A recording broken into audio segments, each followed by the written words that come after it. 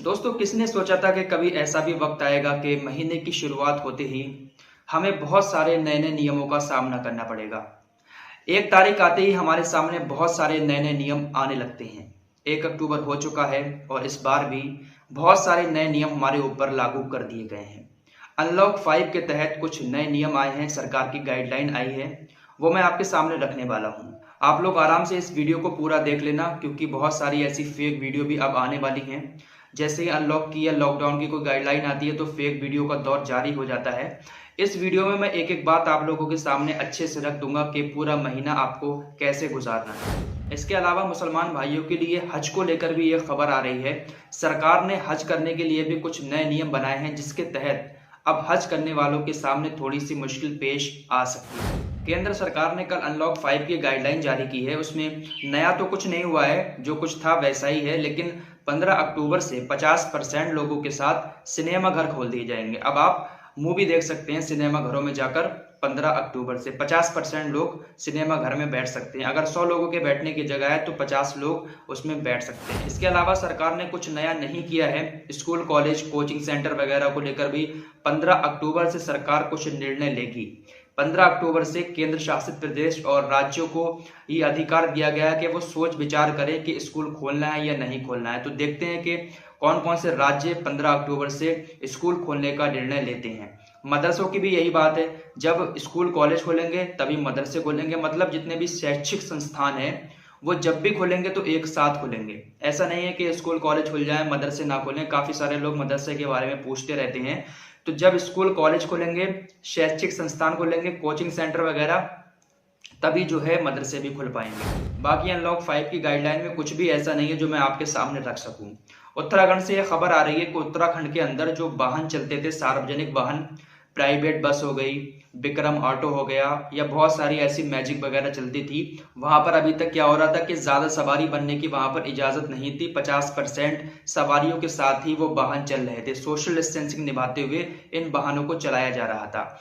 लेकिन उत्तराखंड की सरकार ने जो नई एसओपी जारी की है उसके मुताबिक अब सोशल डिस्टेंसिंग को खत्म कर दिया है। अब आपके वाहन की जितनी भी क्षमता है आप उतनी सवारी बिठा सकते हैं। विक्रम ऑटो, मैजिक वगैरह या फिर जो प्राइवेट बसें चलती हैं उनमें आप जितनी भी सवारी चाहते हैं उतनी बिठा सकते हैं। और जो किराया जो बढ़ा दिया गया था लॉकडाउन लगने के बाद, उस किराए को भी पहले की तरह कर दिया गया है। जितना पहले किराया था उतना ही वसूला जाएगा। तो ये अच्छा कदम उत्तराखंड सरकार ने उठाया है।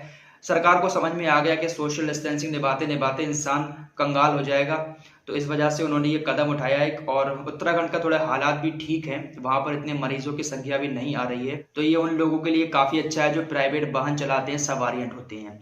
इसके अलावा कुछ राज्यों में 31 अक्टूबर तक के लिए लॉकडाउन को भी बढ़ा दिया गया है।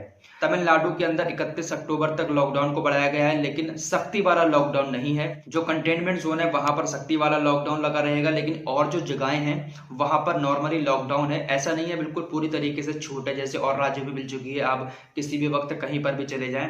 लेकिन तमिलनाडु के अंदर 31 अक्टूबर तक लॉकडाउन लगा रहेगा। साथ ही साथ महाराष्ट्र के अंदर भी 31 अक्टूबर तक के लिए लॉकडाउन को बढ़ा दिया गया है। जो कंटेनमेंट जोन है वहां पर 31 अक्टूबर तक लॉकडाउन लगा रहेगा।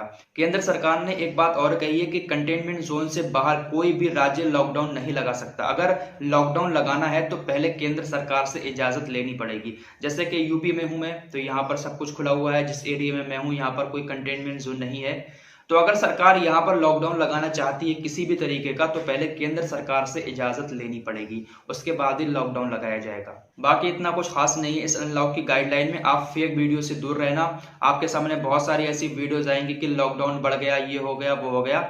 ये वीडियो आप लोगों ने देख ली, जो कुछ था मैंने आप लोगों को बता दिया। यहाँ पर जो भी खबर आपको मिलेगी एकदम पक्की और वेरीफाइड खबर मिलेगी। सरकार अब पूरी तरीके से देश में लॉकडाउन नहीं लगाएगी, क्योंकि देश की जो अर्थव्यवस्था है वो बहुत ही ज्यादा कमजोर हो चुकी है। खासकर गरीब आदमी लॉकडाउन की मार झेल रहा है। लॉकडाउन की जो मार है वो सबसे ज्यादा गरीबों पर ही पड़ी है। अमीर आदमी पर लॉकडाउन का कोई भी फर्क नहीं पड़ा है। जो बिजनेसमैन है बड़े बड़े, मुकेश अंबानी की लॉकडाउन के दौरान 1 घंटे की जो कमाई थी ना, उसको सुनकर आप लोग हैरान रह जाएंगे। लॉकडाउन के दौरान मुकेश अंबानी हर घंटे में 90 करोड़ रुपया कमाते थे। कितना?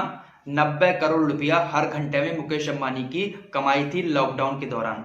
जहां पर आप लोग एक एक पाई को तरस रहे थे, वहां पर मुकेश अंबानी 90 करोड़ रुपए घंटा लॉकडाउन के दौरान कमा रहे थे। तो सोच सकते हैं कि हमारे देश के अंदर पैसा कितना है। पैसे की कमी नहीं है, बस उसका इस्तेमाल सही से नहीं हो रहा है हमारे देश में। बड़े बड़े बिजनेसमैनों पास ही पैसा भरा पड़ा है। चलिए खैर, इस टॉपिक पर बात नहीं करेंगे। अब चलते हैं उस खबर की तरफ जो मुसलमानों के लिए आ रही है हज को लेकर। हज करने के लिए थोड़ी सी मुश्किलें मुसलमानों के सामने पेश आ सकती हैं, क्योंकि सरकार ने हज करने के नियमों में थोड़ा सा बदलाव किया है। अब जो भी यात्री हज करने के लिए जाएंगे उनको अपना इनकम सोर्स देना पड़ेगा, सोर्स ऑफ इनकम बतानी पड़ेगी कि आपकी इनकम का सोर्स क्या है, आप कहां से पैसा कमाते हैं।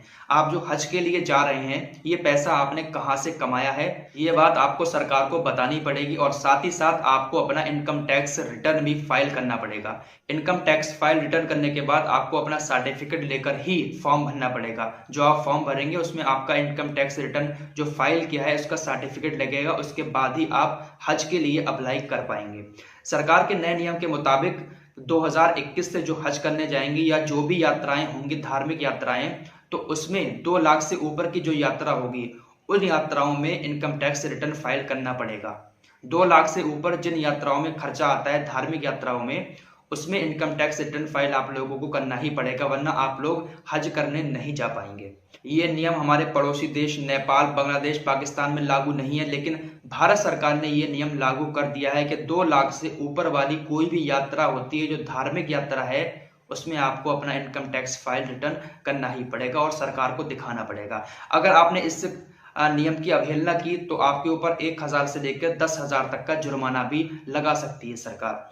अब इससे नुकसान ये होगा, मुश्किल ये पेश आएगी कि बहुत सारे लोग ऐसे होते हैं, कुछ जो बड़े बड़े लोग हैं उनके पास तो इनकम सोर्स का पता है कि उनकी सोर्स ऑफ इनकम क्या है, लेकिन कुछ लोग ऐसे भी होते हैं जो पाई पाई जोड़ कर रखते हैं, इसलिए रखते हैं कि हम हज करने जाएंगे, लेकिन उनके पास सोर्स ऑफ इनकम का कोई भी सर्टिफिकेट नहीं है कि उनकी इनकम कहाँ से आई है। जहां से उनके पास पैसा आ गया, कभी किसी से लड़के से मिल गया या किसी से मिल गया, तो वो इकट्ठा कर करके रखते रहते हैं, हज के लिए अपने पास पैसा रखते हैं। तो ऐसे लोगों के लिए मुश्किल आ सकती है, कहाँ से वो बेचारे ITR भरेंगे। तो इसी को लेकर काफी ज्यादा चर्चाएं भी चल रही हैं कि ये नियम जो है सही नहीं है। सरकार ने ये जो नियम बनाया है इसके तहत हाजियों को बहुत सारी परेशानियों का सामना करना पड़ सकता है। तो देखते हैं आगे क्या होता है, लेकिन सरकार ने नियम बना दिया है। ये नियम तो 2020 में ही लागू होने वाला था, लेकिन 2020 में जो है हज यात्रा को रद्द कर दिया गया था कोरोना की वजह से। लेकिन अब 2021 में जो लोग हज करने जाएंगे उनको अपना इनकम टैक्स रिटर्न फाइल करना ही पड़ेगा। तो ये एक अपडेट थी मुसलमानों के लिए। इस वीडियो को शेयर करें, मुसलमान भाइयों तक जरूर पहुंचाएं ताकि इस बारे में सारे लोगों को मालूमात हो सके। इसके अलावा आप लोग हमें इंस्टाग्राम पर भी फॉलो कर सकते हैं। इंस्टाग्राम का लिंक हमारा डिस्क्रिप्शन में दिया हुआ है, वहां पर जाएं, फॉलो करें। काफी सारे लोग मुझे मैसेज करते हैं व्हाट्सएप पर। मैंने आप लोगों को पहले भी कहा था कि व्हाट्सएप पर रिप्लाई नहीं दे पाता हूं। इंस्टाग्राम पर जाएं, इंस्टाग्राम पर फॉलो करें, 24 घंटे के अंदर अंदर वहां पर आप लोगों को रिप्लाई मिल जाएगा। मिलते हैं एक और नई वीडियो के साथ शाम को, एक और नए मुद्दे के साथ। तब तक के लिए आप लोग अपना ख्याल रखें, खुश रहें।